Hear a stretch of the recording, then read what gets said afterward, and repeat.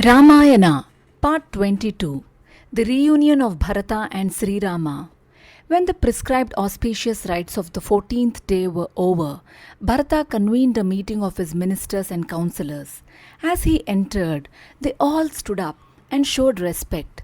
Vashishta then said, "Prince, the kingdom is without a head now. Sri Rama has gone to the forest. He will not return to Ayodhya for another 14 years. Who will rule the land until then? Therefore, ascend the throne, rule righteously, and make us all happy." Bharata stood up at once and said, "Great sage, your words both surprise me and make me happy. I am grateful to you for your affection, but in our way of life, the eldest son is the head of the family. The eldest son is to succeed the father. Sri Rama is the eldest of us all. He must be the king. It makes no difference whether he is in Ayodhya or the forest. The kingdom is his. Who am I to rule over his kingdom? I shall immediately go to the forest in search of him. I shall fall at his feet and bring him to Ayodhya." The courtiers were overwhelmed to hear these words. They applauded thunderously.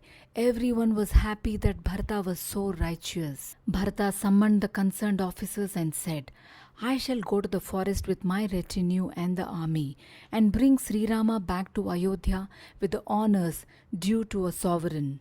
Therefore, attend to the road leading to the forest." Workmen started working at once. They repaired the uneven road. They removed the thorny plants and bushes.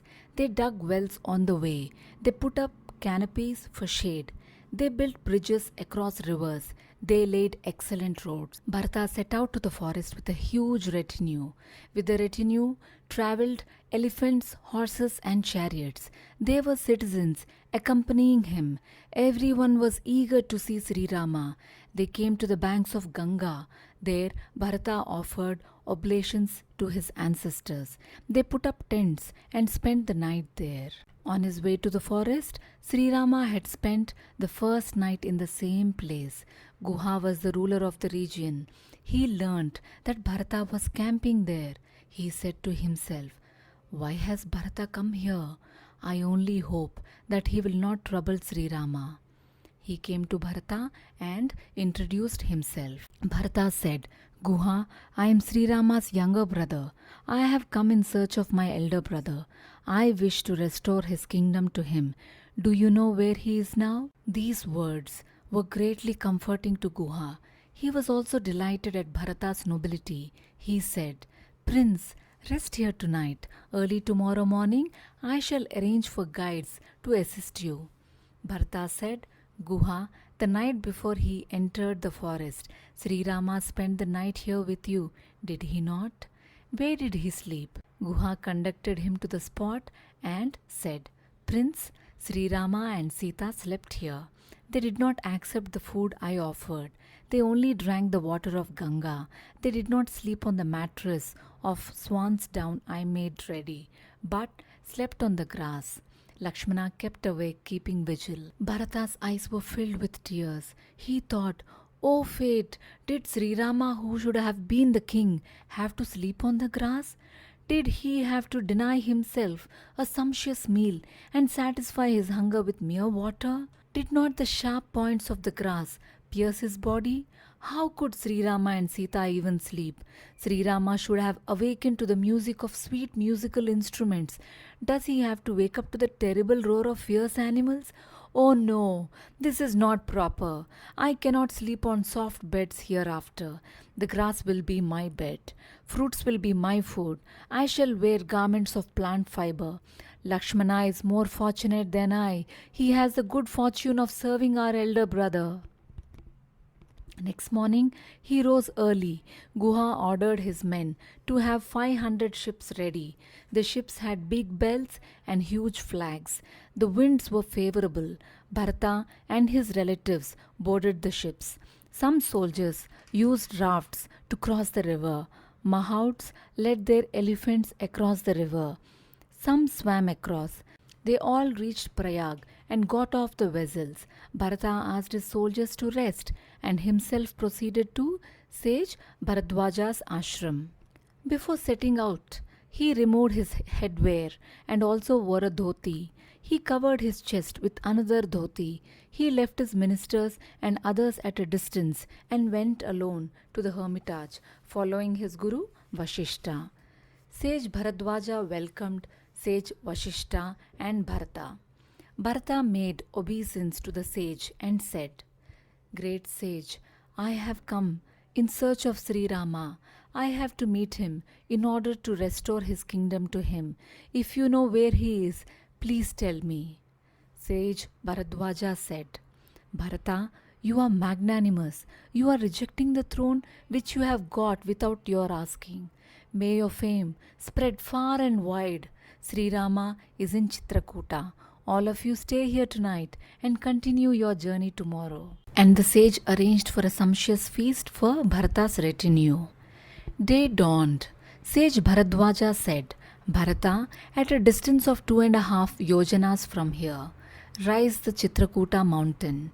The region is full of hills and rivers and forests and is beautiful. To the north of the mountain flows Mandakini. The plants by the side of the river are enchanting with flowers. Sri Rama, Sita and Lakshmana live there in a hut. Go and meet them. May good attend your steps." And blessed him. Bharata travelled towards Chitrakuta with his retinue. They crossed many rivers, forests and hills and came to a vast forest. Bharata said to Sage Vashishta, "Revered sir, this seems to be the ashram mentioned by Sage Bharadwaja. Look, there is the Mandakini. This is the Chitrakuta mountain. The region at the foot of the mountain is beautiful.